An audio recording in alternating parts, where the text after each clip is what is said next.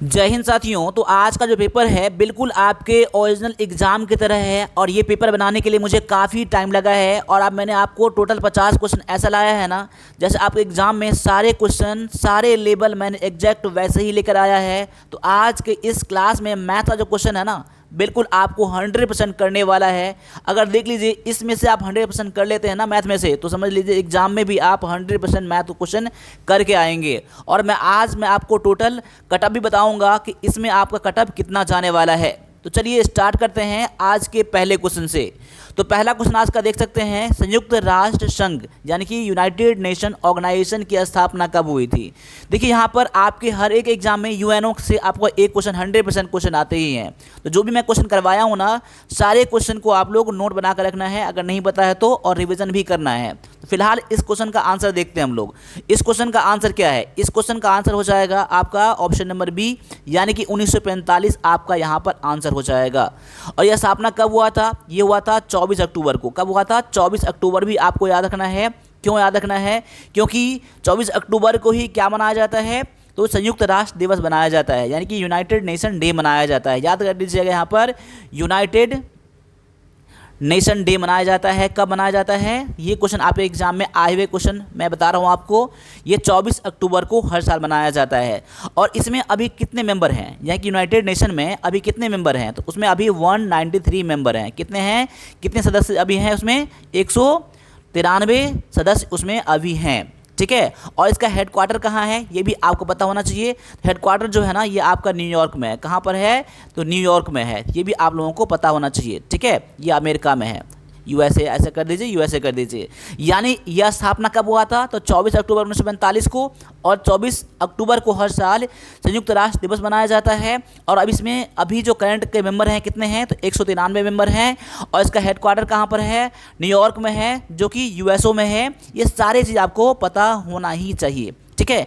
और साथ साथ आप चाहते हैं कि आपके टी आर्मी के लिए बहुत बढ़िया टेस्ट लगाना, एग्जाम के लेवल में टेस्ट लगाना, तो आप हमारा एप्लीकेशन जो है वीर पथ का, जिसका लिंक मैंने डाल दिया हूँ, वो आप जाकर डाउनलोड करिए। वहाँ से वीर पथ का एप्लीकेशन में जाकर टेस्ट को ज्वाइन करिए। और कोई दिक्कत हो रहा है आपको तो आप मुझे 9102195290 मुझे व्हाट्सएप भी कर दीजिएगा। तो चलिए स्टार्ट करते हैं आज के दूसरे क्वेश्चन को।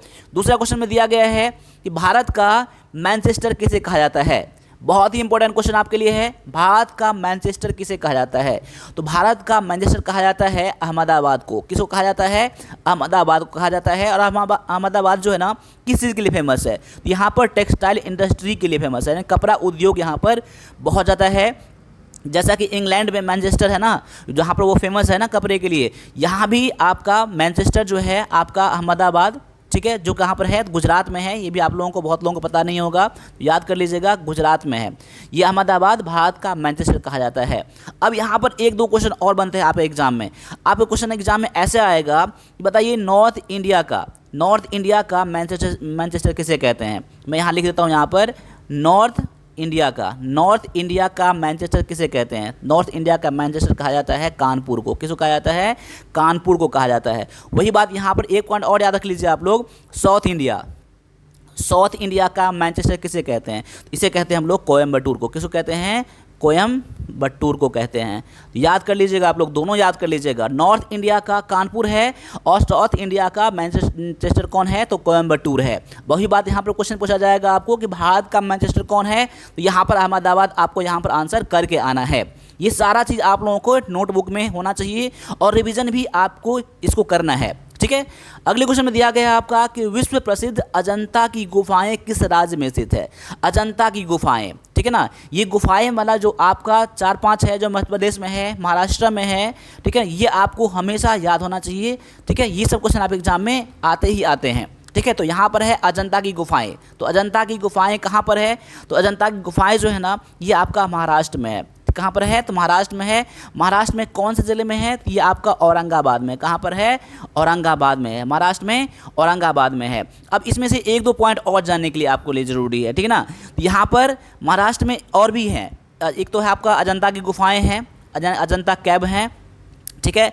इसके अलावा और कौन सा है? इसके अलावा आपका एलोरा की केव है, यहाँ पर एलोरा, ठीक है ना, एलोरा केव्स, यानी कि एलोरा की गुफाएं हैं वहाँ पर, ठीक है। कहाँ पर? तो महाराष्ट्र में ही है और ये औरंगाबाद में ही है, ठीक है ना। और इसके अलावा एक और याद कर लीजिए, आपका एलिफेंटा गुफाएं। क्या है? एलिफेंटा, एलिफेंटा, एलिफेंटा की गुफाएं कहाँ पर है? तो ये भी आपका महाराष्ट्र में ही है। यानी कि आपको यहाँ पर अजंता की गुफाएं, एलोरा की गुफाएं और एलिफेंटा की गुफाएं कहाँ पर है? तो ये महाराष्ट्र में है। ये तीनों आपको पता होना चाहिए, ठीक है। ये जो आपका है कहाँ पर है? तो ये मुंबई के आसपास है। क्या है? मुंबई के आसपास है, ठीक है। अब देखिए यहाँ पर अगले क्वेश्चन को देखते हैं हम लोग। अगला क्वेश्चन में है कि डिस्कवरी ऑफ इंडिया पुस्तक के लेखक कौन है? देखिए डिस्कवरी ऑफ इंडिया, ये तो क्वेश्चन समझ लीजिए कि इंडियन आर्मी का बहुत ही फेवरेट क्वेश्चन है। ये क्वेश्चन बार बार सेम का सेम ऐसे ही क्वेश्चन आपको देखने के लिए मिल जाता है, और ये क्वेश्चन तो आप लोगों को पता भी होगा, ठीक है ना। तो यहाँ पर देख लीजिए आंसर क्या है इसका। इसका आंसर क्या हो जाएगा? आपका ऑप्शन नंबर बी हो जाएगा, जवाहरलाल नेहरू हो जाएगा आपका आंसर। और ये जवाहरलाल नेहरू कहाँ पर लिखा था? जब ये जेल में थे ना, अहमदनगर किले के जेल में थे, कैद थे, उसी के दौरान ये उन्होंने डिस्कवरी ऑफ इंडिया पुस्तक लिखे थे। अब यहाँ पर एक क्वेश्चन और है आपके एग्जाम के लिए कि महात्मा गांधी के द्वारा बहुत ही फेमस बुक जो एक है, वो आपके एग्जाम में आते हैं कई बार, वो कौन सा बुक है? तो आपको ये जानते हैं ना, सत्य का प्रयोग, यानी कि माई एक्सपेरिमेंट विथ ट्रुथ। क्या है? माई एक्सपेरिमेंट विथ ट्रुथ, ठीक है ना। ये भी आप लोगों को पता होना चाहिए और पता भी होगा आप लोगों को। माई एक्सपेरिमेंट विथ ट्रुथ जो है ना, ये महात्मा गांधी के द्वारा लिखा गया पुस्तक है। वही बात एक और रविन्द्रनाथ टैगोर के द्वारा जो बहुत बार एग्जाम में आपका आता है, ये आपका गीतांजलि है। क्या है? गीतांजलि, जिनको इनके लिए नोबेल पुरस्कार भी मिला था, इनके लिए उनको नोबेल पुरस्कार भी मिला था, गीतांजलि के लिए मिला था, ठीक है ना। ये रविन्द्रनाथ टैगोर के द्वारा लिखा गया ये पुस्तक है, ठीक है ना। तो गीतांजलि तो आप लोग हमेशा याद ही होना चाहिए आपको, क्योंकि इसके लिए तो नोबेल पुरस्कार बहुत बड़ा पुरस्कार होता है, ये उनको लिए मिला था। किसने लिखा था? तो रविन्द्रनाथ टैगोर के द्वारा ये लिखा गया था। अब आगे आ जाइए अगले क्वेश्चन पर। अगला क्वेश्चन में है कि भारत के राष्ट्रीय ध्वज की लंबाई और चौड़ाई का अनुपात कितना होता है?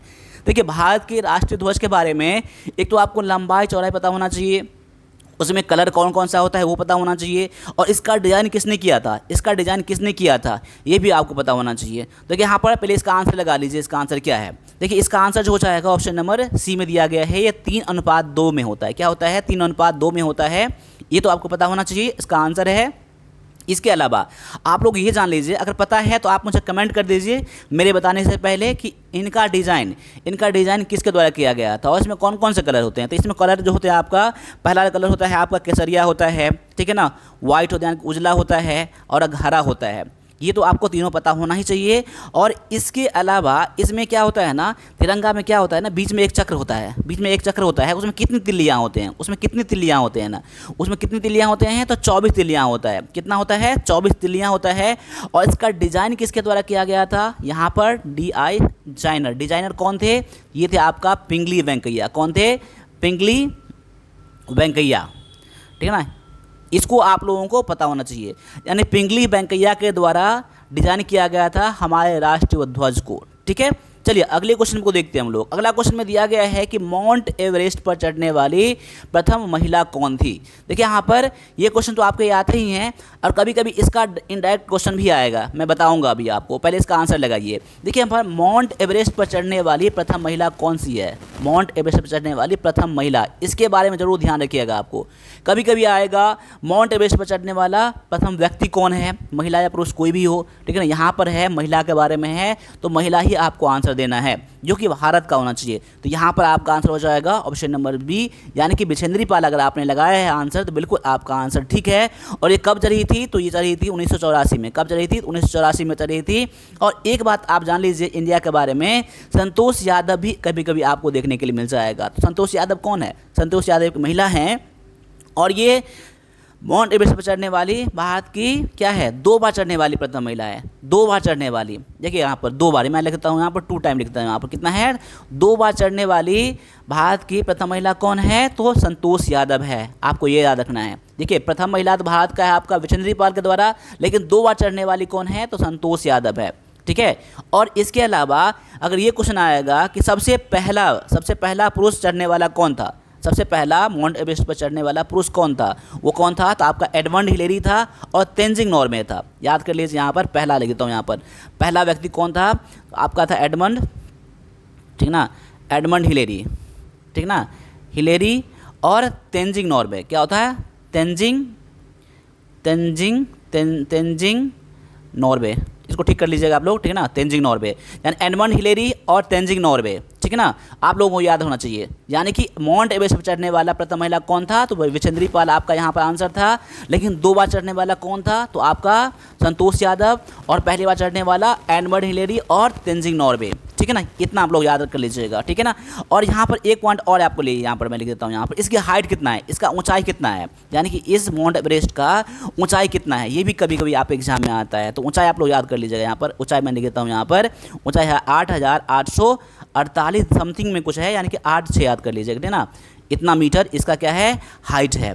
और एक पॉइंट इसमें और भी नोट कर लीजिए, यहाँ पर थोड़ा थोड़ा मैं बता रहा हूँ आपको। इसे नेपाल में किस नाम से जानते हैं, नेपाल में इसे किस नाम से जानते हैं, तो नेपाल में इसको सागर माथा के नाम से जानते हैं। क्या है, सागर माथा के नाम से जाना जाता है, सागर माथा के नाम से नेपाल में जाना जाता है, ठीक है। अब अगले क्वेश्चन को देख लेते हैं हम लोग। देखिए यहाँ पर जो भी मैं पॉइंट बता रहा हूँ ना, सारा पॉइंट मैं आपके एग्जाम के लिए बता रहा हूँ। तो मैं उम्मीद करूँगा जो बच्चे यहाँ पर एग्जाम निकालने वाले होंगे ना, एक एक बात को ध्यान देखते होंगे और इसका रिवीजन भी करते होंगे, नोट भी बनाते होंगे। बाद बाकी बहुत सारे बच्चे आते हैं और ऐसे क्लास खोला और थोड़ा सा बोरिंग लगा, भाग गए। तो आपको ऐसा नहीं करना है आपको, ठीक है ना। डेडिकेशन बना कर रखना है।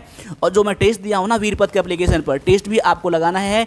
इसमें आपको क्या होगा, आपका कमजोरी जो है ना पता चलेगा, आपका वीक एरिया पता चलेगा, उस चीज़ को आपको ठीक करना है, तभी आप इंडियन आर्मी में आ सकते हैं, ठीक है। अब यहाँ क्वेश्चन में क्या दिया गया देख लीजिए। यहाँ पर क्वेश्चन ये है कि गौतम बुद्ध ने अपना पहला उपदेश कहाँ दिया था, गौतम बुद्ध ने अपना पहला उपदेश कहाँ दिया था। तो गौतम बुद्ध ने अपना पहला उपदेश कहाँ दिया था, तो सारनाथ में दिया था। कहाँ दिया था, सारनाथ में दिया था। ये कहाँ पर है, तो ये वाराणसी के आसपास है। क्या है, अभी के टाइम में ये वाराणसी के आसपास है। और उनके पहले उपदेश को क्या कहते हैं, उनके पहले उपदेश को धर्मचक्र परिवर्तन के नाम से जानते हैं। क्या जानते हैं हम लोग, धर्मचक्र परिवर्तन, धर्मचक्र प्रवर्तन। क्या है, प्रवर्तन, याद कर लीजिएगा आप लोग, ये क्वेश्चन एग्जाम में आते हैं।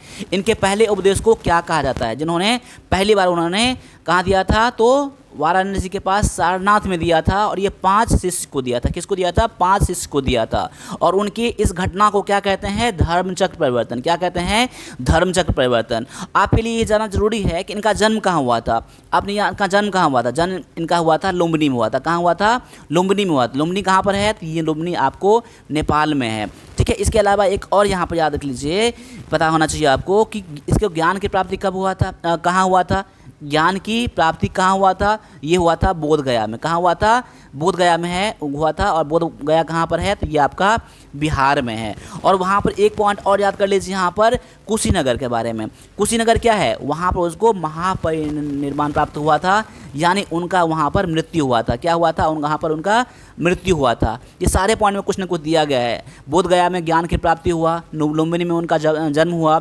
सारनाथ में उन्होंने क्या पहला उपदेश दिया जिसको धर्मचक्र परिवर्तन कहा गया, और कुशीनगर में उनका मृत्यु हुआ। मृत्यु को क्या कहा जाता है, महापरिनिर्वाण कहा जाता है, ठीक है ना। या आपको सारा पॉइंट पता होना चाहिए। और उनके बेटे का नाम क्या था, गौतम बुद्ध के बेटे का नाम क्या था, गौतम बुद्ध के बेटे का नाम क्या था, राहुल नाम था। क्या नाम था, उनके सन का नाम था। और उनके गौतम बुद्ध के बचपन का नाम क्या था, ये भी क्वेश्चन एग्जाम में आता है, सिद्धार्थ था। क्या है, सिद्धार्थ था, ठीक है ना। और आप लोग कमेंट करिए कि गौतम बुद्ध के माता पिता का नाम, यानी कि फादर और मदर का नाम क्या है, फादर और मदर का नाम क्या है, आप लोग कमेंट करके बताइएगा। गौतम बुद्ध के माता पिता का नाम क्या है, आप लोग कमेंट करके बताइएगा, ठीक है। अब अगले क्वेश्चन में आ जाइए। अगले क्वेश्चन में क्या दिया गया है कि पंचायती राज व्यवस्था सबसे पहले किस राज्य में लागू हुई थी। पंचायती राज व्यवस्था पहली बार कौन से राज्य में लागू हुआ था, तो पहली बार जो लागू हुआ था, ये लागू हुआ था आपका राजस्थान में। कहाँ लागू हुआ था, ये लागू हुआ था राजस्थान में लागू हुआ था। कहाँ पर, राजस्थान में लागू हुआ था। और राजस्थान में कहाँ लागू हुआ था, तो ये हुआ था आपका नागौर में। कहाँ हुआ था, नागौर डिस्ट्रिक्ट है। क्या है, नागौर डिस्ट्रिक्ट है। और किसके द्वारा, तो पंडित जवाहरलाल नेहरू के द्वारा, जो भारत के पहले प्रधानमंत्री थे, उन्हीं के द्वारा शुरुआत किया गया था पंचायती राज का। आप लोग याद कर लीजिएगा, नागौर में, कहाँ पर है नागौर, तो राजस्थान में है। और ये कब हुआ था, ये हुआ था आपको 2 अक्टूबर 1959 को। कब हुआ था, 2 अक्टूबर 1959 को, याद कर लीजिएगा, ठीक है ना। लेकिन उसको संवैधानिक दर्जा कब मिला था, उसको दर्जा कब, संविधान के द्वारा दर्जा कब मिला था पंचायती राज को, तो ये भी आप लोगों को याद रखना है। आपको ये मिला था आपका 73वें 1973 में संविधान संशोधन में हुआ था, ठीक, उसको मिला था, दर्जा मिला था। और पंचायती राज में एक पॉइंट और जानने के लिए ज़रूरी है, इसमें कितने स्तर में शासन होता है। यहाँ पर इसमें कितने स्तर होते हैं पंचायती राज में जो होते हैं ना, उसमें 3 स्तर होते हैं। कितने होते हैं? 3 स्तर होते हैं। कौन कौन सा स्तर होता है? तो पहला आपका स्तर होता है ना, ये आपका होता है ग्राम पंचायत। क्या होता है? ग्राम पंचायत। देखिए यहाँ पर सारा पॉइंट मैं आपको एग्जाम के लिए बता रहा हूँ, आप लोग ऐसा याद रख लीजिएगा। पंचायत क्या होता है? पंचायती राज में त्रिस्तरीय ढांचा होता है। क्या होता है? 3 स्तर होते हैं। कौन कौन सा होता है? आपका ग्राम पंचायत होता है, उसके अलावा पंचायत समिति होता है। क्या होता है? पंचायत समिति होता है, ठीक है। और इसके अलावा जिला परिषद होता है। क्या होता है? जिला परिषद। आप लोग डिस्ट्रिक्ट ऐसा याद कर लीजिएगा, जिला परिषद होता है, ठीक ना। ये आप लोग जान लीजिएगा, लिख लीजिएगा, क्योंकि ये क्वेश्चन भी आप एग्जाम में आते हैं। पंचायत राज में कौन कौन सा स्तर होता है? आपका ग्राम पंचायत होता है, ठीक है, पंचायत समिति होता है, ठीक है, और जिला परिषद होता है, ठीक है। अब अगले क्वेश्चन को देखते हैं हम लोग। अगला क्वेश्चन में दिया गया है आपका कि विश्व का सबसे बड़ा मरुस्थल कौन सा है। देखिए विश्व का सबसे बड़ा मरुस्थल कौन सा है? तो विश्व का सबसे बड़ा मरुस्थल जो है ना, ये आपका सहारा है। क्या है? सहारा है। और ये कहाँ पर है? तो ये साउथ अफ्रीका महाद्वीप में है। कहाँ पर है? ये अफ्रीका महाद्वीप में है। अफ्रीका याद कर लीजिएगा, अफ्रीका याद कर लीजिएगा, ठीक है ना। ये अफ्रीका महाद्वीप में सहारा डेजर्ट है। और ये कौन सा डेजर्ट है? गर्म है, ठंडा है? तो ये गर्म डेजर्ट है, यानी गर्म मरुस्थल है। क्या है? ये आपका हॉट मरुस्थल है। हॉट मरुस्थल में सबसे बड़ा डेजर्ट कौन सा है? तो आपका सहारा डेजर्ट है। लेकिन वही बात बोलेगा कि बताइए कोल्ड का सबसे लार्जेस्ट डेजर्ट कौन सा है? तो आपको कोल्ड के बारे में याद रखना है आपको, अंटार्कटिका। क्या है? अंटार्कटिका याद रखिएगा, अंटार्कटिका जो है ना सबसे बड़ा मरुस्थल है। किसमें? तो ये ठंडा वाला में। ठंडा, ये तो गर्म वाला है ना, ये तो गर्म में सहारा आएगा। अगर ठंडा के बारे में बोलेगा तो अंटार्कटिका हो जाएगा, ठीक है ना। इसके अलावा 1-2 पॉइंट और जान लीजिए आप एग्जाम के लिए। अब थार क्या है? थार जो है ना आपका, ये आपका राजस्थान में। कहाँ पर है? ये राजस्थान में है। थार क्या है? राजस्थान में है। और भारत का सबसे बड़ा जो रेगिस्तान है वो कौन सा है? तो थार ही है। सबसे बड़ा रेगिस्तान कौन सा है? तो थार है, ठीक है। थार कहाँ पर है? राजस्थान में। याद कर लीजिएगा, ये क्वेश्चन एग्जाम में आता है। भारत का सबसे बड़ा रेगिस्तान कौन सा है? सबसे बड़ा डेजर्ट कौन सा है? यह आपका थार है। और थार कहाँ पर है? तो राजस्थान में है। एक पॉइंट आपको ले जानना के लिए ज़रूरी था। अब गोबी के बारे में जान लीजिए। गोबी जो है ना, ये एशिया का सबसे बड़ा रेगिस्तान है। एशिया का सबसे बड़ा रेगिस्तान कौन सा है? तो गोबी डेजर्ट है। और ये कहाँ पर है? ये आपको चीन, कुछ पार्ट जो है इसका चाइना में है, कुछ पार्ट चाइना में है, और कुछ पार्ट क्या है आपका? ये मंगोलिया में। कहाँ पर है? मंगोलिया में है, ठीक है ना। आप लोग गोबी डेजर्ट याद रख लीजिएगा। एशिया का सबसे बड़ा रेगिस्तान है आपका गोबी डेजर्ट है। और भारत का सबसे बड़ा कौन सा है? तो थार है। और दुनिया का सबसे बड़ा गर्म रेगिस्तान कौन सा है? तो सहारा है। दुनिया का सबसे बड़ा ठंडा रेगिस्तान कौन सा है? तो ये अंटार्कटिका है, ठीक है ना। आप लोगों को ये सारे पता होना चाहिए। और इससे आपको बाहर क्वेश्चन नहीं आएगा। जब भी आपका रेगिस्तान के बारे में, मरुस्थल के बारे में क्वेश्चन आएगा तो इन्हीं में से कोई ना कोई क्वेश्चन आपके लिए आएगा। मैं उम्मीद करता हूँ कि सारे पॉइंट को आप लोग नोट करते होंगे। और नोट करते हैं एक बार तो आप लोग एक बार लाइक का बटन दबा दीजिए। और सब्सक्राइब नहीं किया है तो सब्सक्राइब भी कर लीजिए, ताकि हम लोगों का मोटिवेशन बना रहे, ठीक है। चलिए अगले क्वेश्चन को देख लेते हैं हम लोग। अगला क्वेश्चन में है आपका कि अहमद अली खान का संबंध कौन से वाद्य यंत्र से है? अहमद अली खान का, देखिए यहाँ पर वाद्य यंत्र के बारे में क्वेश्चन आता है, ठीक है ना। तो यहाँ पर आपका आंसर क्या हो जाएगा? यहाँ पर आपका आंसर हो जाएगा ऑप्शन नंबर सी में, ये हो जाएगा सरोद। यानी कि अहमद अली खान का संबंध किससे है? तो ये है आपका सरोद वादन से। किससे है? सरोद से संबंध है। अब यहाँ पर एक और याद कर लीजिए तबला के बारे में। यहाँ तो आपका आंसर मैं यहाँ लगा देता हूँ यहाँ पर, ठीक है ना। अब तबला के बारे में एक बताइए जो बहुत ज़्यादा फेमस है और एग्जाम में आता है, वो आपका आता है जाकिर हुसैन। कौन आता है? जाकिर हुसैन आता है। कौन आता है? जाकिर हुसैन जो है ना, ये तबला वादक हैं। कौन है? तबला वादक हैं। अगर सितार के बारे में बोलूँ तो जहाँ सितार के बारे में याद कर लीजिएगा आप लोग, पंडित रविशंकर। क्या है? पंडित रविशंकर के बारे में याद कर लीजिए, ठीक है ना। ये क्वेश्चन एग्जाम में कई बार आए हैं आप लोगों के लिए। पंडित रविशंकर का संबंध कौन से वाद्य यंत्र से है? ये सितार से है। वही बात अगर मैं बांसुरी के बारे में एक बोल दूं मैं आपको, बांसुरी के बारे में, तो यहाँ पर हरिप्रसाद याद कर लीजिए। कौन है? हरिप्रसाद याद कर लीजिए। हरिप्रसाद याद कर लीजिए। हरिप्रसाद चौरसिया है, ठीक है ना। तो हरिप्रसाद चौरसिया के हैं बांसुरी के। सितार के बारे में पंडित रविशंकर के बारे में, तबला के बारे में जाकिर हुसैन के बारे में, और सरोद जो है अहमद अली खान, जो कि आपका क्वेश्चन ही पूछा गया था यहाँ पर। ये सारे पॉइंट को नोट कर लीजिएगा और आप एग्जाम में इसी में से कोई ना कोई आपको आएगा, ठीक है। ठीक है, अब अगले क्वेश्चन को देख लेते हैं हम लोग। अगला क्वेश्चन में दिया गया है आपका कि भारत में सूर्योदय सबसे पहले किस राज्य में होता है। देखिए दुनिया का, अगर मैं दुनिया के बारे में बोलूं तो हाँ दुनिया में तो जापान हो जाएगा। जो सूर्योदय का देश कहा जाता है, सूर्योदय का देश कौन सा है, तो आपका जापान है, या पूरा दुनिया के बारे में बात हो जाए तो। लेकिन यहाँ पर क्वेश्चन है कि भारत में सबसे पहले कौन से राज्य में ये सूर्य उदय होता है, और यहाँ पर आपको आंसर तो लगाना ही है। इसके अलावा मैं आपको ये भी पता होना चाहिए सबसे लास्ट में सूर्योदय तो ये सूर्यास्त कब कहाँ होता है। तो पहले इसका आंसर देखते हैं, सबसे पहले कहाँ उदय होता है। तो सबसे पहले जो उदय होता है ये आपका अरुणाचल प्रदेश में होता है। कहाँ होता है, अरुणाचल प्रदेश में होता है। लेकिन जब सूर्यास्त कब होता है, कहाँ होता है, माफ़ कीजिएगा, यहाँ पर सूर्यास्त कब होता है, सबसे बाद में जो सूर्य अस्त होता है ना, वो होता है आपका गुजरात में। कहाँ होता है, तो गुजरात में होता है। क्या होता है, गुजरात में होता है। क्योंकि ये इंडिया के मैप पर देखेंगे ना, अरुणाचल प्रदेश जो है ना, अरुणाचल प्रदेश सबसे पूर्व भाग में है ये, और सबसे पश्चिम भाग में कौन सा है, गुजरात है। इसीलिए सबसे पूर्व भाग में पहला सूर्य दिखता है, इसलिए सबसे पहला सूर्य का किरण कहाँ पड़ता है, अरुणाचल प्रदेश में। और सबसे पश्चिम भाग में क्या है, गुजरात है, तो सबसे लास्ट में यहाँ पर अस्त होता है गुजरात, याद कर लीजिएगा, ठीक है ना। चलिए अगले क्वेश्चन में आपका है कि इंदिरा गांधी अंतर्राष्ट्रीय हवाई अड्डा कहाँ पर है। इंदिरा गांधी इंटरनेशनल एयरपोर्ट जो है ना, ये कहाँ पर स्थित है, ठीक है ना। तो ये जो आपका है नई दिल्ली में। कहाँ पर है, नई दिल्ली आपका यहाँ पर आंसर हो जाएगा, ठीक है, नई दिल्ली आपका यहाँ पर आंसर हो जाएगा। अब यहाँ पर एक दो पॉइंट और जान लीजिए मुंबई के बारे में। मुंबई का है, मुंबई में कौन सा है, छत्रपति शिवाजी महाराज। क्या है, याद कर लीजिए, यहाँ पर छत्रपति याद कर लीजिएगा, छत्रपति शिवाजी महाराज। क्या है,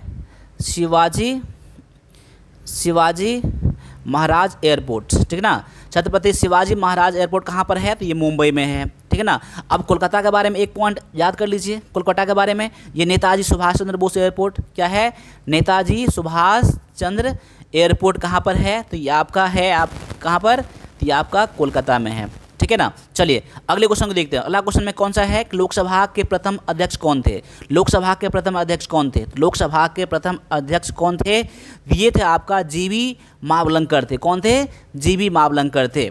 लेकिन वहाँ पर आपका आंसर तो यहाँ पर है कि सबसे पहला, तो ये क्वेश्चन आपके एग्जाम में हो सकता है नहीं आए, लेकिन अभी जो मैं पॉइंट बता रहा हूँ ना, ये क्वेश्चन एग्जाम में आपके आ सकते हैं। अगर आप क्वेश्चन एग्जाम में ये पूछे कि लोकसभा के प्रथम महिला अध्यक्ष कौन थे, लोकसभा के प्रथम महिला अध्यक्ष, तो लोकसभा के प्रथम महिला अध्यक्ष यहाँ मैं लिख देता हूँ, यहाँ पर फीमेल प्रेसिडेंट। क्या है, फीमेल प्रेसिडेंट, ठीक ना। तो यहाँ पहले प्रेसिडेंट कौन थे, तो ये आपके थे कौन, तो मीरा कुमार। कौन थे, मीरा कुमार के बारे में याद रख लीजिएगा। पहला महिला अध्यक्ष लोकसभा के कौन थे, तो मीरा कुमार, याद कर लीजिएगा। ये आपके स्टैटिस्टिक्स जीके में क्वेश्चन आएंगे। लेकिन अभी एक पॉइंट और याद कर लीजिए, जो करंट अफेयर में क्वेश्चन आपके आ जाएंगे। क्या है, अभी के टाइम में, अभी करंट में इसके अध्यक्ष कौन है, यानी अब के लोकसभा के अध्यक्ष कौन है, तो अभी के टाइम में है ओम बिरला। कौन है, ओम बिरला। ओम बिरला याद कर लीजिएगा, ओम बिरला याद कर लीजिए। ओम बिरला कौन है, अभी लोकसभा के प्रथम नहीं, लोकसभा के अध्यक्ष हैं, ठीक है ना। ये आप एग्जाम में क्वेश्चन आ सकते हैं, ठीक है। अब आगे याद रख लीजिए, यहाँ पर अगला दिया गया है शिक्षक दिवस कब मनाया जाता है। शिक्षक दिवस कब मनाया जाता है, तो शिक्षक दिवस हर साल मनाया जाता है 5 सितंबर को। कब मनाया जाता है, 5 सितंबर को मनाया जाता है, शिक्षक दिवस मनाया जाता है। और किसकी याद में मनाया जाता है, ठीक है, ये सर्वपल्ली राधाकृष्णन के जन्मदिन के रूप में हम लोग इसको मनाते हैं, ठीक है ना। अब यहाँ पर एक क्वेश्चन और है, और बाल दिवस कब मनाया जाता है, याद कर लीजिए आप लोग। बाल दिवस, देखिए बाल दिवस कब मनाया जाता है, तो बाल दिवस हर साल 14 नवंबर को मनाया जाता है। कब मनाया जाता है, 14 नवंबर को मनाया जाता है। और 14 नवंबर को क्यों फेमस है, क्योंकि वहाँ पर पंडित जवाहरलाल नेहरू का जन्मदिन है। कौन है, पंडित जवाहरलाल नेहरू का जन्मदिवस है, ठीक है ना, 14 नवंबर। 5 सितंबर को क्या है, डॉक्टर सर्वपल्ली राधाकृष्णन का जन्मदिन यहाँ पर है, ठीक है, जो भारत के दूसरे प्रधान राष्ट्रपति थे और पहले उपराष्ट्रपति थे, ठीक है। अब आगे देख लीजिए, यहाँ पर अगला क्वेश्चन में दिया गया है कि सत्यमेव जयते कहाँ से लिया गया है। बहुत ही अच्छा सा क्वेश्चन आपके लिए है, और क्लास को बिल्कुल भी बोरिंग नहीं होना है। आप लोगों को बिल्कुल यहाँ पर ध्यान रखना है क्लास पर, ठीक है। सत्यमेव जयते जो है कहाँ से लिया गया है, सत्यमेव जयते जो है ना, ये लिया गया है आपका मुंडिको उपनिषद से लिया गया है। कहाँ से लिया गया है, मुंडिको उपनिषद से लिया गया है। कौन है, आपका सत्यमेव जयते। ये कहाँ है, अशोक स्तंभ के नीचे में लिखा रहता है सत्यमेव जयते, यानी कि इसका मतलब क्या होता है, सत्य का ही विजय होता है। लास्ट में क्या होता है, सत्य का ही विजय होता है, ठीक है ना। अब यहाँ पर एक पॉइंट और याद कर लीजिए, यहाँ पर अगर मैं ये बोलूँ कि गायत्री मंत्र क्या है, गायत्री मंत्र, गायत्री मंत्र जो है ना, गायत्री मंत्र जो है ना कहाँ से लिया गया है, गायत्री मंत्र जो कहाँ से लिया गया है, तो गायत्री मंत्र लिया गया है आपका ऋग्वेद से लिया गया है। कहाँ है, ऋग्वेद से। यहाँ पर लिख दिया, यहाँ पर ऋग्वेद याद कर लीजिए, क्या है, ऋग्वेद याद कर लीजिए, ऋग्वेद से गायत्री मंत्र लिया गया है। और ये कौन से देवता को से संबंधित है, तो ये आपका सूर्य देवता से, किससे है, तो सूर्य देवता से संबंधित है, सूर्य देवता से संबंधित है कौन, ऋग्वेद, ठीक है ना, ऋग्वेद नहीं गायत्री मंत्र। तो यहाँ पर गायत्री मंत्र के बारे में एक जान लीजिएगा, ठीक है ना। चलिए अगले क्वेश्चन को देखते हैं हम लोग। अगला क्वेश्चन में आपका साइंस से क्वेश्चन है, तो साइंस का क्वेश्चन भी आपके लिए बहुत ज़्यादा इंपॉर्टेंट है और बिल्कुल आपके एग्जाम के लेवल में ही आएगा और एग्जाम में देखेंगे इसमें से क्वेश्चन आपके एग्जाम में जरूर आने वाले हैं, ठीक है ना। आपको ऐसे ही क्वेश्चन देखने के लिए मिलेंगे। क्वेश्चन ये है कि इंसुलिन की कमी से कौन सा रोग होता है, इंसुलिन की कमी से कौन सा रोग होता है, तो इंसुलिन की कमी से कौन सा रोग होता है, ये आपका होता है मधुमेह होता है। क्या होता है, मधुमेह रोग किससे होता है, ये इंसुलिन की कमी से होता है। और इंसुलिन जो बनाया जाता है वो किसके द्वारा बनाया जाता है, ये क्वेश्चन आपके एग्जाम में आता है। इंसुलिन जो होता है कहाँ बनता है और किसके द्वारा बनाया जाता है, तो आपने पढ़ा होगा पेनक्रियाज पढ़ा होगा, आपने क्या पढ़ा होगा, पेनक्रियाज पढ़ा होगा, आपने क्या पढ़ा होगा, पेनक्रियाज। जैसे कि अग्नाशय कहा जाता है, क्या कहता है, अग्नाशय, क्या है, अग्न्याशय, अग्न्याशय, ठीक है ना। तो अग्न्याशय में ये आपका इंसुलिन बनता है, ठीक है ना। इसमें क्या होता है ना, ब्लड के शुगर में, ब्लड को शुगर में क्या करता है, ब्लड में शुगर को कंट्रोल करके रखता है कौन, तो ये आपका इंसुलिन, ठीक है। तो ऑप्शन नंबर यहाँ पर बी आपका यहाँ पर आंसर हो जाता है। अगले क्वेश्चन में है कि पेंसिलिन क्या है, पेंसिलिन क्या है, पेंसिलिन क्या है, पेंसिलिन क्या है, पेंसिलिन जो आपका है एक कवक है, क्या है, एक कवक है, क्या है, कवक बोलें या फिर एंटीबायोटिक बोलें, क्या बोले आप लोग, तो एंटीबायोटिक बोलें, एंटीबायोटिक बोलें, ठीक है ना। एंटीबायोटिक है यानी कवक है, ठीक है ना, पेंसिलिन। अब यहाँ पर क्वेश्चन ये आता है कि पेंसिलिन की खोज किसने किया था, पेंसिलिन की खोज किसके द्वारा किया गया था, तो पेंसिलिन की खोज किया गया था किसके द्वारा, तो अलेक्जेंडर फ्लेमिंग के द्वारा, किसके द्वारा किया गया था, तो अलेक्जेंडर फ्लेमिंग के द्वारा, क्या है, फ्लेमिंग के द्वारा, अलेक्जेंडर फ्लेमिंग के द्वारा क्या खोज किया गया था, तो पेंसिलिन की खोज किया गया था। ये आप लोग नोट कर लीजिएगा, ठीक है। अब अगले क्वेश्चन में देखते हैं हम लोग। अगला क्वेश्चन में है कि प्रकाश संश्लेषण में पौधा कौन सा गैस ग्रहण करता है। जब प्रकाश संश्लेषण मतलब कि पौधे खाना बनाते हैं, ठीक है ना, पौधे खाना बनाते हैं तो उसमें कौन सा गैस अंदर लेता है, वो कौन सा गैस अंदर लेता है, तो वो लेता है आपका कार्बन डाइऑक्साइड। क्या लेता है, कार्बन डाइऑक्साइड लेता है, क्या लेता है, तो कार्बन डाइऑक्साइड गैस क्या होता है, अंदर लेता है। लेकिन छोड़ता कौन सा गैस है, छोड़ता कौन सा है, छोड़ता आपका ऑक्सीजन है, क्या है, छोड़ता कौन सा गैस है, तो ये ऑक्सीजन गैस होता है। कौन सा गैस होता है, ऑक्सीजन गैस होता है, इसे हम लोग O2 कहते हैं, ठीक ना। चलिए सबसे अगर यहाँ पर नाइट्रोजन के बारे में बात करूँ तो सबसे वातावरण में सबसे अधिक गैस कौन सा पाया जाता है, तो ये आपका नाइट्रोजन है, ठीक है ना, जो कि 78% होता है, ठीक है ना, 78% होता है। और सबसे हल्का गैस कौन सा है, तो सबसे हल्का गैस कौन सा है, हाइड्रोजन है। सबसे हल्का गैस कौन सा है, तो हाइड्रोजन है, ठीक है ना।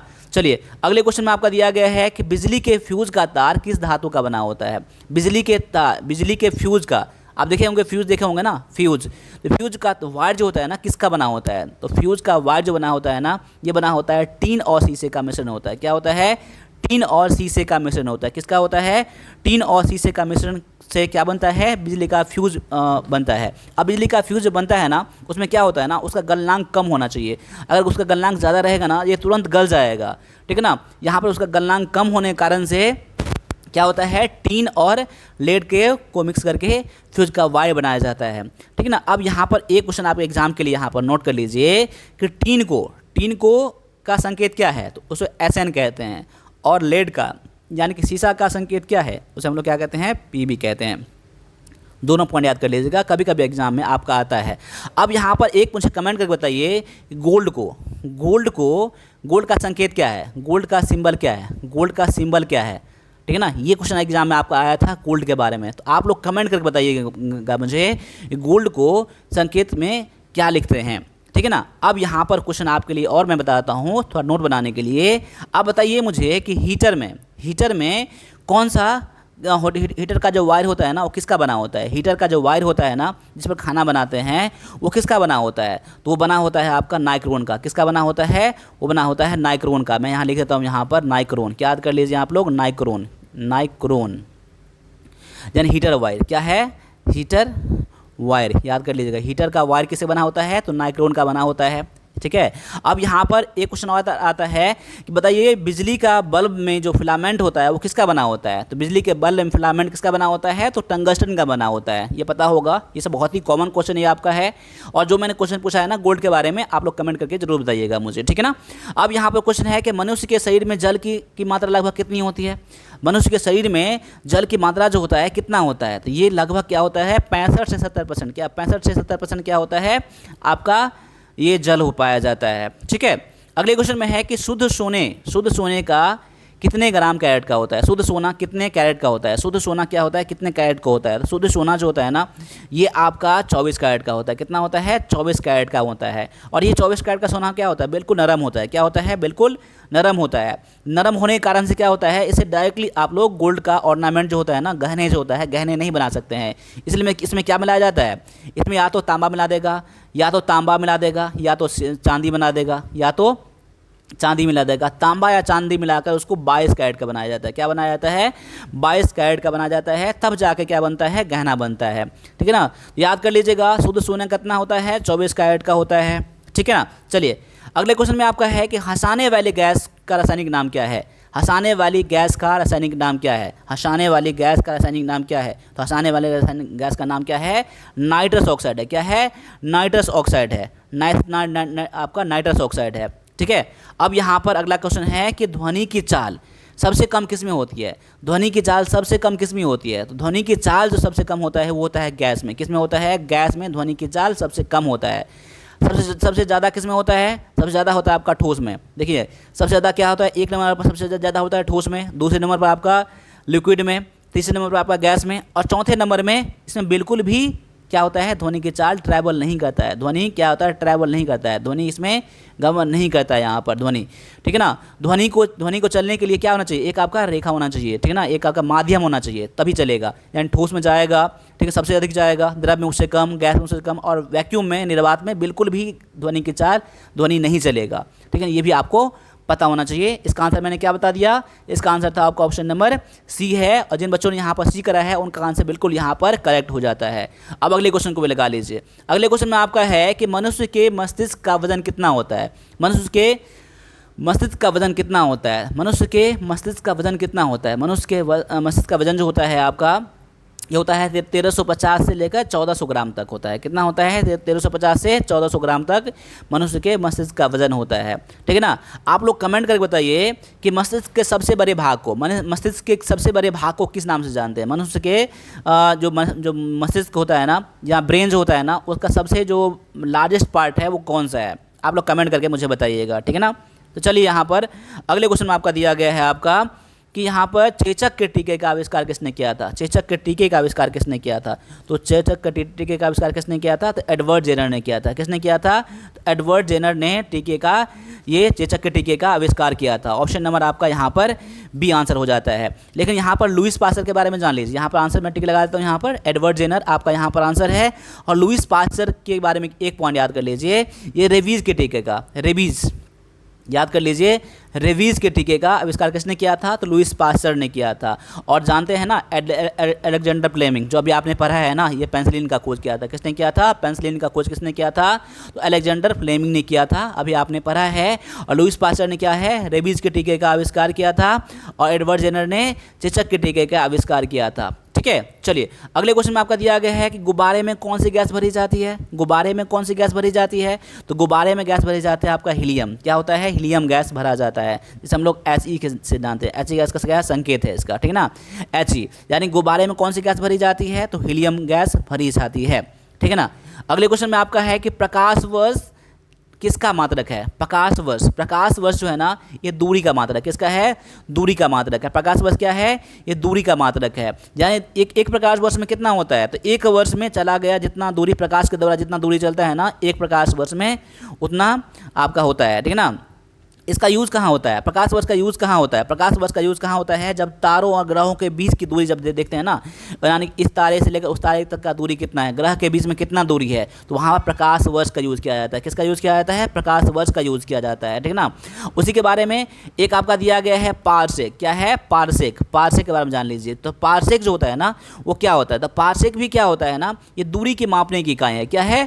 दूरी को मापने की इकाई क्या है? डिस्टेंस को मेजर करने के लिए पारसेक का यूज़ किया जाता है, और ये सबसे बड़ा इकाई होता है। पारसेक क्या होता है ना, सबसे बड़ा इकाई होता है। क्या होता है? पारसेक सबसे बड़ा दूरी का इकाई है, पारसेक। तो पारसेक के बारे में भी आप लोग याद कर लीजिएगा। अगले क्वेश्चन में आपका है कि सिरके में कौन सा अम्ल पाया जाता है? सिरके में कौन सा अम्ल पाया जाता है? तो सिरके में जो अम्ल पाया जाता है वो कौन सा अम्ल पाया जाता है? तो अम्ल के बारे में कई बार मैंने बताया है आपको, और अम्ल के बारे में एक क्वेश्चन आपके एग्जाम में देखने के जरूर मिलेंगे आपको, यानी कि एसिड के बारे में एक क्वेश्चन आपको देखने के लिए 100% मिलेगा आपको। यानी एसिड के बारे में जो भी क्वेश्चन आता है ना, सभी क्वेश्चन को एक बार ऑर्गेनाइज करके आप लोग क्वेश्चन को रट्टा मारिएगा आप लोग, ठीक है ना। चलिए यहाँ पर इसका आंसर क्या हो जाएगा? ऑप्शन नंबर आपका ए हो जाएगा। एसिटिक एसिड होता है। क्या होता है? सिरके में क्या होता है?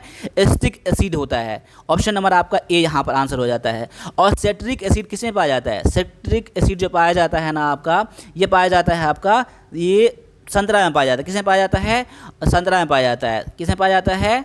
ऑरेंज में पाया जाता है, या फिर बोलेंगे लेमन में पाया जाता है। लेमन में पाया जाता है, सिट्रिक एसिड पाया जाता है। और दही में क्या पाया जाता है? लैक्टिक एसिड पाया जाता है। क्या होता है? लैक्टिक एसिड किसमें पाया जाता है? या तो दूध में हो सकता है, खट्टा, जिसमें दूध खट्टा जो होता है वो दूध खट्टा होता है। आप दही याद कर लीजिएगा, दही यानी कर्ड याद कर लीजिएगा। क्या याद कर लीजिएगा आप लोग? कर्ड याद कर लीजिएगा। इसमें क्या पाया जाता है? तो लैक्टिक एसिड पाया जाता है। और फॉर्मिक एसिड किसमें पाया जाता है? फॉर्मिक एसिड ये जब चींटी करता है ना, आप लोग एंट याद कर लीजिएगा, यानी कि चींटी जो काटता है उसके डंक में क्या होता है? उसके डंक में क्या होता है? तो फॉर्मिक एसिड होता है। क्या होता है? फॉर्मिक एसिड होता है, जिससे हम लोग क्या होता है? जलन होने लगता है, वहाँ पर दर्द होता है वहाँ पर। तो याद कर लीजिएगा, फॉर्मिक एसिड क्या होता है? चींटी जब काटता है उसका डंक में होता है। लैक्टिक एसिड कर्ड में यानी कि दही में होता है। सिट्रिक एसिड किसमें पाया जाता है? तो ऑरेंज में और लेमन में पाया जाता है। और एसिटिक एसिड किसमें पाया जाता है? तो विनीगर में पाया जाता है, यानी कि सिरके में पाया जाता है, ठीक है। चलिए अगले क्वेश्चन में है आपका, पीतल किन धातुओं का मिश्रण है? पीतल जो है ना, कौन से धातु का मिश्रण है? तो पीतल जो है आपका, ये तांबा और जस्ते का मिश्रण है। क्या याद कर लीजिएगा आप लोग? तांबा और जस्ते का मिश्रण क्या है? पीतल है। क्या है? पीतल का मिश्रण क्या है? तो यहाँ पर तांबा और जस्ता, ऑप्शन नंबर यहाँ पर बी आपका यहाँ पर आंसर हो जाएगा। वही बात याद है, यहाँ पर आप लोग एक क्वेश्चन मैं पूछ रहा हूँ आपको, तांबा और टीन से क्या बनता है? तांबा और टीन से क्या बनता है? तांबा और टीन से क्या बनता है? ये बनता है ब्रॉन्ज। क्या बनता है? तो ब्रॉन्ज बनता है। क्या बनता है? ब्रॉन्ज बनता है। अगर मैं स्टील के बारे में बात करूँ, स्टील के बारे में बात करूँ, स्टील किसका बना होता है? किसका मिश्रण है? तो स्टील जो मिश्रण आपका होता है ना, ये लोहा का, क्रोमियम का, निकेल का। क्या होता है? लोहा, क्रोमियम और निकेल याद कर लीजिएगा। क्या याद कर लीजिएगा? निकेल याद कर लीजिएगा, ठीक है ना। लोहा यानी आयरन, क्रोमियम और निकेल किससे बनता है? तो यहाँ बनता है स्टेनलेस स्टील बनता है। क्या आता है? स्टेनलेस स्टील, ठीक है। चलिए यहाँ क्वेश्चन है कि वायुमंडल में सबसे अधिक मात्रा में कौन सी गैस पाया जाता है? तो वायुमंडल में सबसे अधिक पाया जाता है, अभी मैंने बताया था इसी क्लास में, और पता भी होगा आप लोगों को, ये आपका नाइट्रोजन पाया जाता है, लगभग 78% पाया जाता है। उसके बाद कौन सा कम पाया जाता है? ये ऑक्सीजन। क्या है? ये ऑक्सीजन आता है दूसरे नंबर पर आता है। पहले नंबर पर सबसे अधिक आता है कौन? नाइट्रोजन।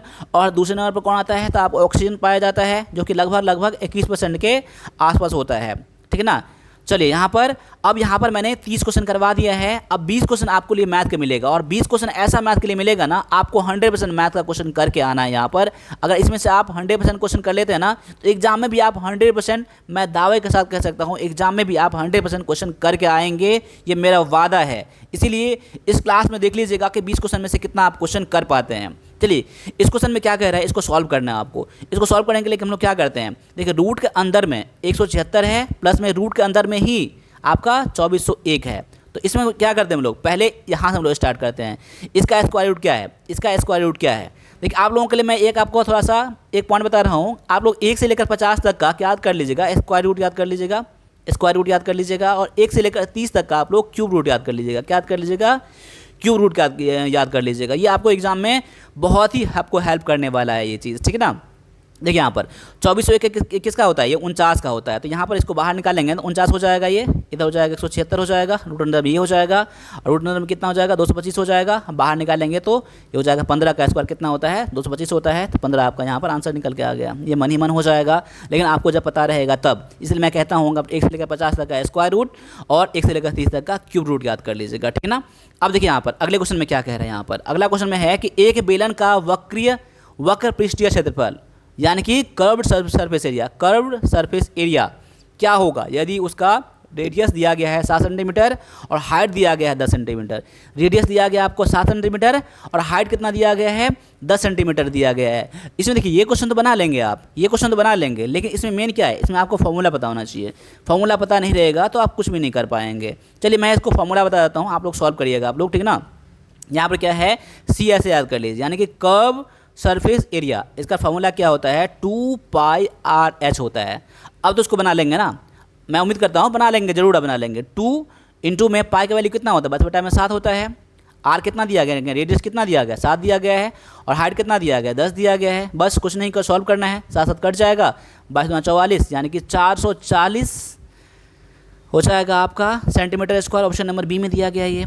इसमें मेन पॉइंट क्या था आपका, तो मेन पॉइंट था आपका फॉर्मूला। इसमें क्या था मेन पॉइंट आपका, ये था आपका फॉर्मूला। अगर फॉर्मूला पता होता तो आप लोग खुद ही बना लेते हैं आप लोग। इसलिए मैं कहता हूँ कि मेंसुरेशन में फॉर्मूला आपको पता होना ही चाहिए 100%, ठीक है। अब अगले क्वेश्चन को भी लगा लिए मेरे साथ में। अगला क्वेश्चन में क्या कह रहा है, यदि 5 आदमी किसी काम को 12 दिन में करते हैं तो 6 आदमी उस काम को कितने दिन में करेंगे। इसके लिए मैंने क्या बताया था आपको, M1 इंटू में D1 बराबर में M2 इंटू में D2 मैंने बताया था। पहले कितने लोग पहले थे आपके 5 लोग, पहले M कितने हो जाएंगे 5। अब कितने लोग हो गए, कितने दिन लगते थे तो 12 दिन लगते थे। अब कितने लोग हो गए 6 लोग हो गए, तो कितने दिन लगेंगे ये मुझे मालूम नहीं है। तो D बराबर में D का छोड़ दूंगा, D मतलब डे, कितने दिन। तो D बराबर क्या हो जाएगा 5 गुना में 12 बटा में 6 हो जाएगा। इसको मैंने इस तरफ कर दिया मैंने, 6 दुना में 12, 6 दुना कितना हो जाएगा 12 हो जाएगा, 5 दुना में कितना हो जाएगा 10 हो जाएगा। क्या हो जाएगा 10 हो जाएगा। ऑप्शन नंबर किस में दिया गया ये, तो ऑप्शन नंबर ये बी में दिया गया है 10 दिन, ठीक है ना। तो क्वेश्चन ऐसे बनाते हैं आप लोग। अगले क्वेश्चन को भी लगाइए मेरे साथ में। अगला क्वेश्चन में क्या कह रहा है, यदि ए किसी काम को 6 दिन में करता है, बी 12 दिन में करता है, दोनों मिलकर कितने दिन में करेंगे। यहाँ पर 34 का आंसर आप लोग कमेंट में कीजिए। क्या है 34 का आंसर आप लोग कमेंट में कीजिएगा, ठीक है ना। मैं इंतजार करूँगा कि 34 का आंसर क्या होगा, ठीक है। अब यहाँ पर अगले क्वेश्चन में है कि एक आयताकार भूखंड की लंबाई यानी कि लेंथ और ब्रेथ का रेशियो कितना दिया गया है 5:3 यानी कि 5:3 दिया गया है। यदि क्षेत्रफल 1500 मीटर वर्ग मीटर है तो परिमाप क्या होगा। इसमें क्या करना है आपको, इसमें सॉल्व करना है आपको। कैसे सॉल्व करना है आपको, इसमें फार्मूला आपको लगाना है। पहले तो इसका मान लीजिए, इसको मान लीजिए लेंथ कितना है, लेंथ मान लीजिए 5x है, और ब्रेथ कितना है, तो ब्रेथ आपका 3x है। मैंने कैसे मान लिया इसको 5x 3x, तो यहाँ पर अनुपात दिया गया था उसको। अब आपको यहाँ पर क्षेत्रफल दिया गया है ना, अब जान लीजिए यहाँ पर आयत का क्षेत्रफल क्या होता है, रेक्टेंगल क्या होता है, एरिया ऑफ रेक्टेंगल क्या होता है, तो लेंथ इंटू में ब्रेथ होता है ना। क्या होता है एरिया, मैं यहाँ लिख देता हूँ, यहाँ पर एरिया बराबर क्या लिख देता हूँ, यहाँ पर एरिया बराबर लिख देता हूँ, यहाँ पर एरिया। तो एरिया जो आपका होता है ना, ये आपका लेंथ इंटू में ब्रेथ होता है, और आपको लेंथ इंटू में ब्रेथ दिया गया है। क्या दिया गया है, लेंथ इंटू में ब्रेथ कितना दिया गया है, ये आपको दिया गया है 1500 वर्ग मीटर दिया गया है, तो 1500 यहाँ पर दिया गया है। अब लेंथ दिया गया है 5x और ब्रेथ दिया गया है 3x बराबर 1500 हो जाएगा। यानी इसको आप ऐसा भी कर सकते हैं 5 या 15, यानी कि 15x स्क्वायर बराबर में कितना कर सकते हैं 1500 कर सकते हैं। यानी कह सकता हूँ कि x स्क्वायर बराबर कितना हो जाएगा 100 हो जाएगा। क्यों 100 हो जाएगा, ये 15 से कट जाएगा, ये 15 100 बार में, यानी कि x स्क्वायर में 15 हो गया तो x बराबर कितना हो जाएगा 10 हो जाएगा। अब देखिए इसको क्या स्क्वायर रूट निकालते हैं ना, इधर एक्स स्क्वायर है तो कितना का स्क्वायर 10 का स्क्वायर होता है ना ये, तो 10 एक्स बराबर कितना हो गया 10 हो गया। अब एक्स बराबर में आपका 10 हो गया ना, तो यहाँ पर देखिए आप कितना लेंथ कितना हो जाएगा, ये हो जाएगा 50 हो जाएगा। क्यों 10 पंचे 50, और ब्रेथ कितना हो जाएगा, ये हो जाएगा 10 या 30। अब आपको लेंथ निकल गया और ब्रेथ निकल गया, इसे क्या निकाल लेंगे परिमाप निकाल लेंगे। तो परिमाप का फॉर्मूला क्या होता है, फॉर्मूला होता है 2 इंटू में लेंथ प्लस में ब्रेथ होता है। क्या होता है, लेंथ प्लस में ब्रेथ होता है। तो लेंथ कितना दिया गया है 50 और 30, 50 और 30 कितना हो जाएगा 80 हो जाएगा। 80 को 2 से गुना करेंगे कितना होगा, 80 दुना में 160 कितना हो जाएगा 160। आपका आंसर किस में दिया गया है, ये बी में दिया गया है। अब देखिए इतना मैंने आपको सॉल्व करवा के दिखाया है, लेकिन आपको पता होगा तो यहाँ पर देखेंगे इतना टाइम नहीं लगेगा आपको इस क्वेश्चन में, ठीक है ना। ये तो मैंने आप समझाने के लिए आपको फॉर्मूला लिख दिया है, मैंने ये समझाने के लिए मैंने लिख दिया है, लेकिन आप लोगों को डायरेक्टली क्वेश्चन बनाना है आपको, ठीक है। अब अगले क्वेश्चन को भी देख लीजिए आप लोग। अगला क्वेश्चन में क्या कह रहा है, किसी वस्तु को 600 में बेचने पर, यानी सेलिंग प्राइस कितना है इसका हो गया 600 हो गया, आपको यहीं से सोच लेना है आपको, और लाभ कितना हो गया, लाभ हो गया 20%। तो बोल रहा है कॉस्ट प्राइस क्या होगा, तो कॉस्ट प्राइस कैसे निकालेंगे, कॉस्ट प्राइस का फार्मूला क्या होता है सेलिंग प्राइस इंटू में 100 बटा में कितना हो जाएगा 100 प्लस में क्या हो जाएगा प्रॉफिट परसेंट हो जाएगा। ऐसे बनाते हैं आप लोग ना।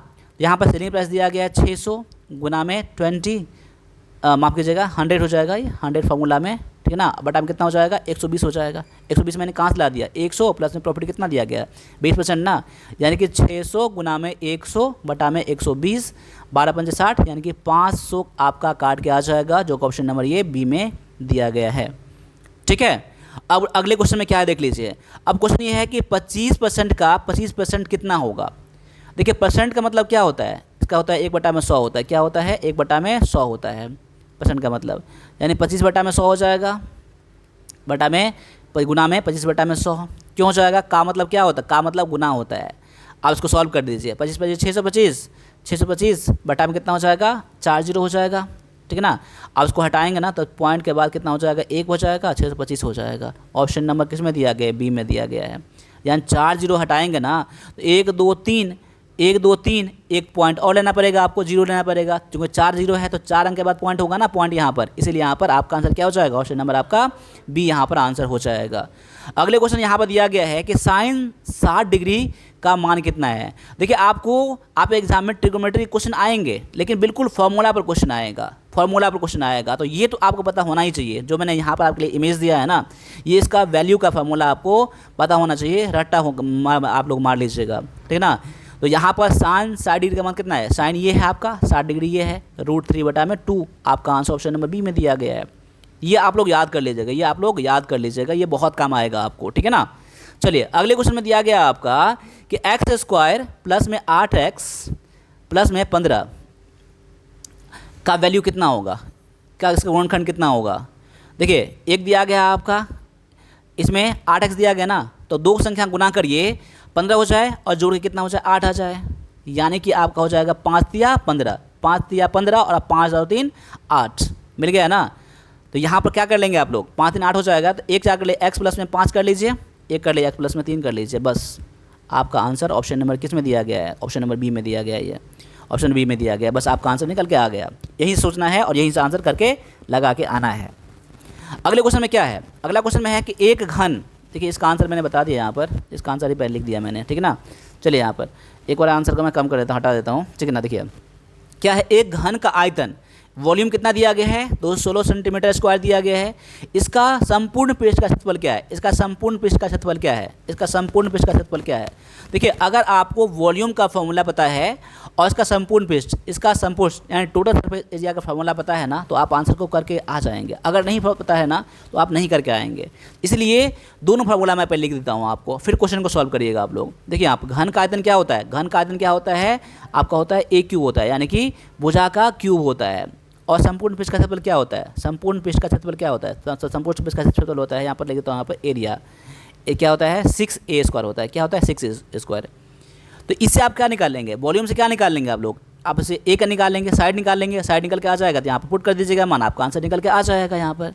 चलिए इसको सॉल्व करिए। यहाँ पर देखिए a क्यूब बराबर कितना दिया गया आपका 216 दिया गया ना, इसका मतलब a बराबर कितना हो जाएगा, a बराबर कितना हो जाएगा, a बराबर हो जाएगा आपका 6 6 36 यानी कि 6 हो जाएगा। क्योंकि देखिए यहाँ पर a क्यूब यानी कि कितना का 6 का क्यूब करेंगे ना तो इतना होता है ना, तो क्यूब कट जाएगा, क्या बच जाएगा 6 बच जाएगा ना, इसलिए मैंने डायरेक्टली क्या कर दिया यहाँ पर a बराबर में 6 हो गया। जब a बराबर में 6 हो गया तो यहाँ पर इसका वैल्यू पुट कर दीजिए, कितना हो जाएगा, यहाँ पर देखते हैं यहाँ पर एरिया कितना हो जाएगा, एरिया हो जाएगा आपका 6a² है, 6a² है यानी 6 इंटू में 6 का स्क्वायर कर लीजिए, कितना हो जाएगा 6 36, 6 गुना में 36 हो जाएगा, फिर से आपका हो गया 216। आपका आंसर किस में दिया गया है, सी में दिया गया है ये। तो इसमें मेन क्या था आपका फॉर्मूला ही था, ठीक है ना। तो सारे क्वेश्चन को लगाइएगा आप लोग, ठीक है ना। यहाँ पर आपके एग्जाम के लेवल में सारा क्वेश्चन मैं बता रहा हूँ आपको, ठीक है ना। चलिए अगले क्वेश्चन में क्या दिया गया है कि log a 1 का मान हमेशा क्या होगा, मैंने क्या बताया था, a के पावर में कितना रखेंगे, यहाँ पर a के पावर में कितना रखेंगे तो आपका 1 हो जाएगा, ठीक है ना। a के पावर में कितना रखेंगे तो आपका 1 हो जाएगा।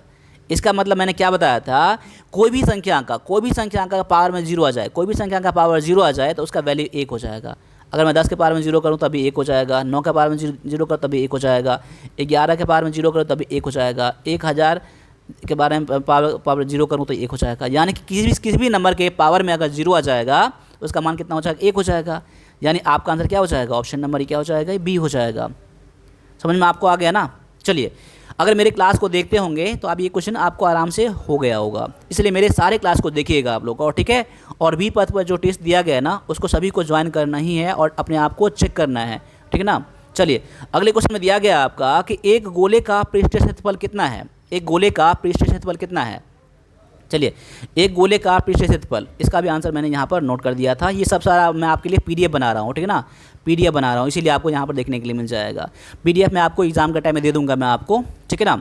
चलिए, यहाँ पर क्या है, एक गोले का पृष्ठीय क्षेत्रफल कितना है, एक गोले का पृष्ठीय क्षेत्रफल आपको इस स्क्वायर दिया गया है, इसका बोल रहा है रेडियस कितना है। अगर आपको गोले का पृष्ठीय क्षेत्रफल पता अगर होगा आपको तो आप क्वेश्चन बन जाएगा।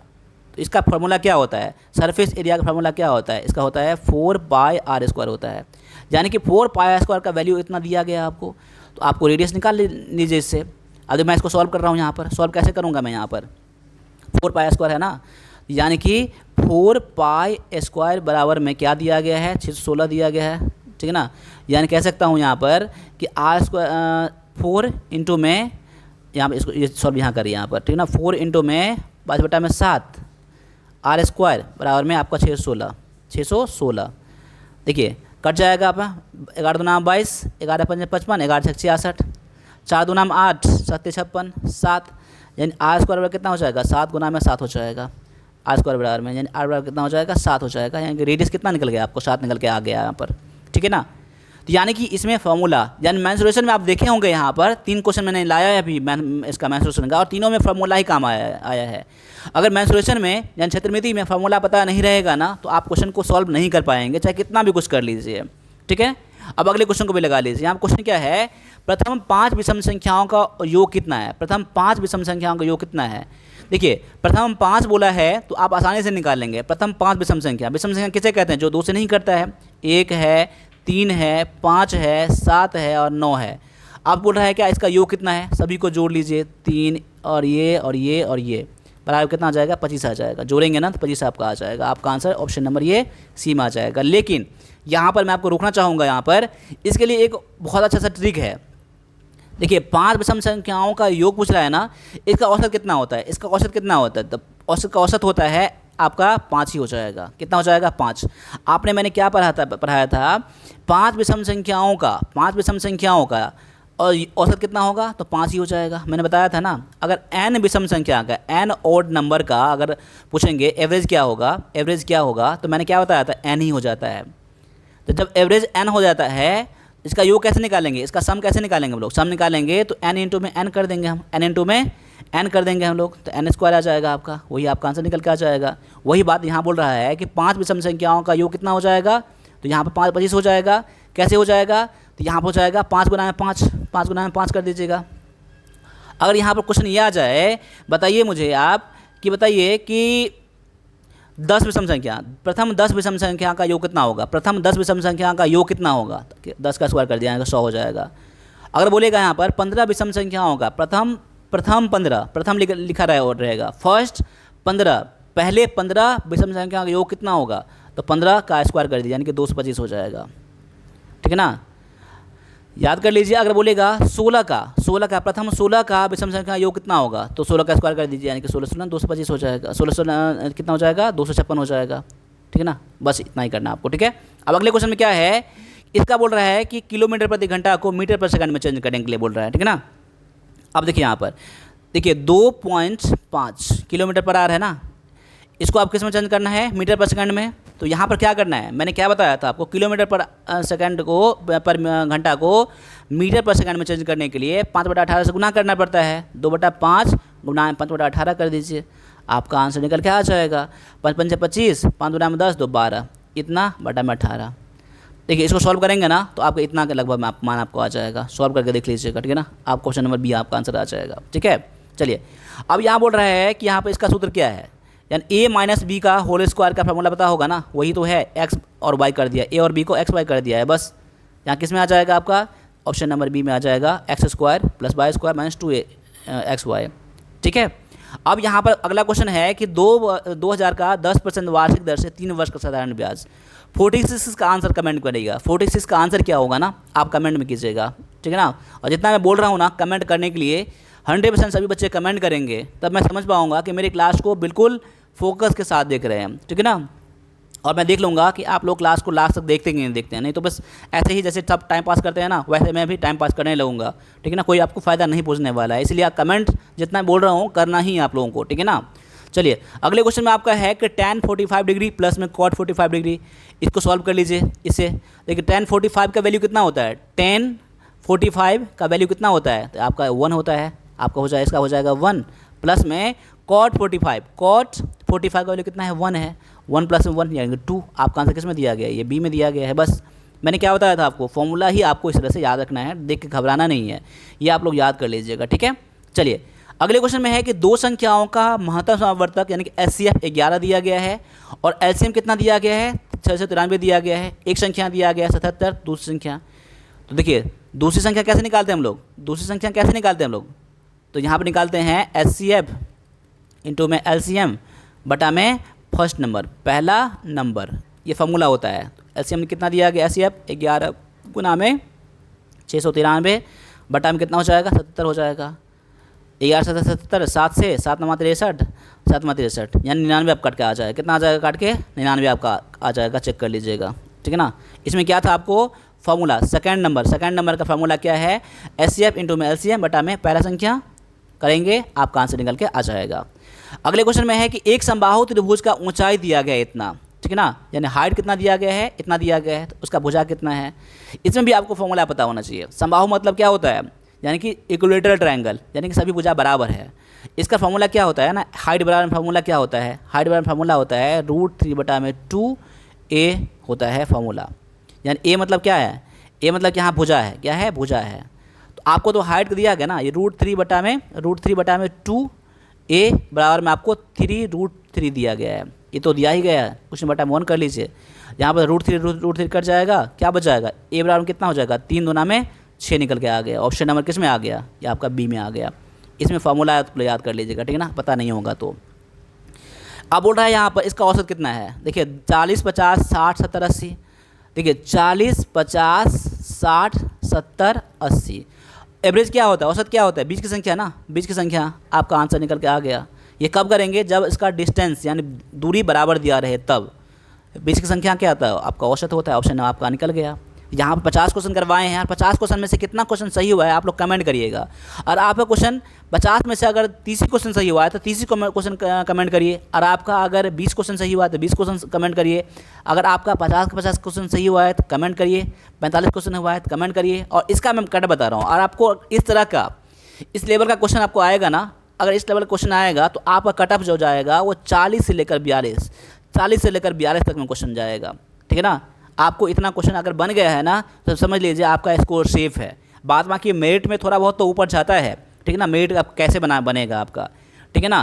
तो यहाँ पर 40 से 42 क्या हो जाएगा, यहाँ पर मैं बता रहा हूँ इस सेट का कट ऑफ है, ठीक है ना। अब अगले सेट का कट ऑफ क्या रहेगा वो आपके क्वेश्चन के लेवल में मैं बताऊँगा। जिन बच्चों का यहाँ पर 40 प्लस आया है, 42 प्लस आया है ना, या 42 प्लस आया है, बिल्कुल वो सेफ जोन में है। तो चलिए मिलते हैं अगले क्लास में, तब तक ये वीरपथ का एप्लीकेशन डाउनलोड करके और टेस्ट वहाँ से जरूर लगाइएगा आप लोग। तो मिलते हैं अगले क्लास में, तब तक सभी से फिर से जय हिंद।